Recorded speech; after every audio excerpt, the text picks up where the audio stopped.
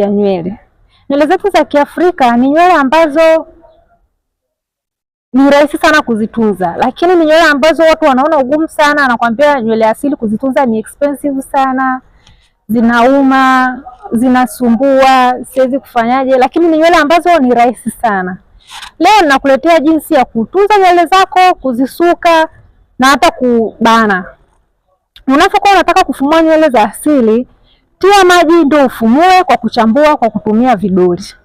Unapokuwa unataka kusuka nywele za asili, tia maji, paka products zinazotakiwa, ikiwa ni mafuta chini ya ngozi, inafuata leave-in conditioner, kisha shea butter kwa ajili ya unyevu. Baada ya kupaka haya yote, utasuka msuko unaoupenda wewe. Uwe msuko wa asili kama hizi zilizonyoshea nywele, ama kama ni twist, kama ni fake twist, msuko utakaoona unakufaa wewe, ama zipo tayari kwa ajili ya kubana.